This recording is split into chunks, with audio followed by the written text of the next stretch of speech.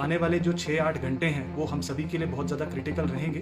तो मैं सभी सिटीजन से अपील करूंगा कि आज की पूरी रात वो अलर्ट मोड पे रहे। सिचुएशन अंडर कंट्रोल है, बट हमें बहुत ज़्यादा कॉशियस रहने की ज़रूरत है कि कोई नुकसान ना हो, किसी को कोई दिक्कत ना आए। उसको देखते हुए एहतियात के तौर पर कुछ प्रिवेंटिव इवैक्यूएशन को हम एक्टिवेट कर रहे हैं। एज ऑफ नाउ सिचुएशन को बड़ा क्लोजली मॉनिटर किया जा रहा है। पैनिक की कहीं पर भी कोई भी ज़रूरत नहीं है। एसेंशियल सप्लाईज की जो अवेलेबिलिटी है as per director food and civil supplies वो सफिशिएंट है across the Kashmir valley. Systems हमारे नॉर्मली फंक्शनल है, पावर सिस्टम्स फंक्शनल है, टेलीकॉम सर्विसेज नॉर्मल है। तो हमारा जो कोऑर्डिनेशन मैकेनिज्म है वो पूरी तरीके से इन प्लेस है। हम बारिश का सीक्वेंस देखेंगे पिछले दिन से, कल रात से, तो साउथ कश्मीर जो बारिश का सिलसिला वो लगातार बना हुआ है। दिन में कुछ वक्त के लिए जो है वाटर लेवल्स रिसीड हुए थे, कुछ लेवल के लिए बारिश रुकी थी, लेकिन जो संगम और राममुंशी बाग जो हमारे दो वाटर गेजेस हैं irrigation and flood control department के, उन दोनों में जो वाटर लेवल्स है वो कंटिन्यूस राइज कर रहे हैं और हमारी जो फील्ड टीम्स हैं लगातार इसको मॉनिटर कर रही हैं। ऑनरेबल चीफ सेक्रेटरी साहब ने भी अभी हाल ही में रिव्यू किया है और उसके देखते हुए, हालात को देखते हुए प्रिवेंटिव इवैक्यूएशन कुछ गाँव की जा रही है, कुलगाम में भी, अनंतनाग में भी, पुलवामा में भी।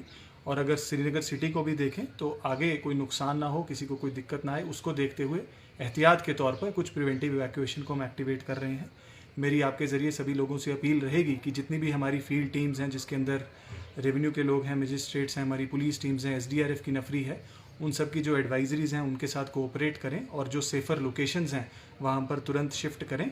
हमारे एडमिनिस्ट्रेशन के द्वारा भी जो है रिलीफ शेल्टर्स आइडेंटिफाई किए गए हैं। 300 से ज़्यादा बिल्डिंग्स अब अलग अलग डिस्ट्रिक्ट्स में डिप्टी कमिश्नर से आइडेंटिफाई की हैं। वहाँ पर जो ज़रूरतमंद चीज़ें हैं, ब्लैंकेट्स हैं, राशन मटेरियल है, पावर, पानी की सप्लाई, सबको इंश्योर किया गया है ताकि किसी भी लोगों की, किसी को भी किसी प्रकार की तकलीफ ना हो।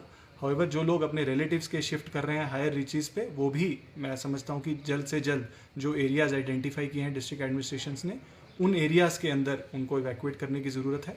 एज ऑफ नाउ सिचुएशन को बड़ा क्लोजली मॉनिटर किया जा रहा है। पैनिक की कहीं पर भी कोई भी ज़रूरत नहीं है। एसेंशियल सप्लाईज़ की जो अवेलेबिलिटी है as per director food and civil supplies वो सफिशिएंट है अक्रॉस दी कश्मीर वैली, चाहे वो LPG हो, पेट्रोल हो, डीजल हो। तो कहीं भी किसी किस्म की पैनिक बाइंग की कोई ज़रूरत नहीं है हमें। और जो मुगल रोड है उसको भी रिस्टोर किया जा रहा है, उसका काम भी बहुत तेज़ी से चल रहा है और जल्द ही जो एसेंशियल सप्लाईज हैं वो भी रिप्लेनिश होंगी। बाकी हेल्थ सिस्टम्स हमारे नॉर्मली फंक्शनल है, पावर सिस्टम्स फंक्शनल है, टेलीकॉम सर्विसेज नॉर्मल हैं। तो हमारा जो कोऑर्डिनेशन मैकेनिज्म है वो पूरी तरीके से इन प्लेस है। हमारा emergency operation centre UT level का हमारा हरी निवास पे चल रहा है, जिसके नंबर्स हमने वाइडली सर्कुलेट किए हैं। उसके अलावा डिस्ट्रिक्ट इमरजेंसी ऑपरेशन सेंटर्स भी सभी डिस्ट्रिक्ट्स में काम कर रहे हैं। अगर किसी को किसी तरीके की मदद की ज़रूरत हो तो वहाँ पर संपर्क कर सकता है। उसके अलावा इमरजेंसी नंबर 112 हर जगह वाइडली पब्लिसाइज्ड है, तो वहाँ पर भी लोग रब्ता कर सकते हैं अगर उनको किसी प्रकार की मदद की ज़रूरत है। ओवरऑल अभी सिचुएशन अंडर कंट्रोल है, बट हमें बहुत ज़्यादा कॉशियस रहने की ज़रूरत है। आने वाले जो 6-8 घंटे हैं वो हम सभी के लिए बहुत ज़्यादा क्रिटिकल रहेंगे। तो मैं सभी सिटीजन से अपील करूंगा कि आज की पूरी रात वो अलर्ट मोड पे रहेंगे और जो हमारी डिस्ट्रिक्ट एडमिनिस्ट्रेशन की एडवाइजरीज़ हैं उनको लगातार फॉलो करेंगे।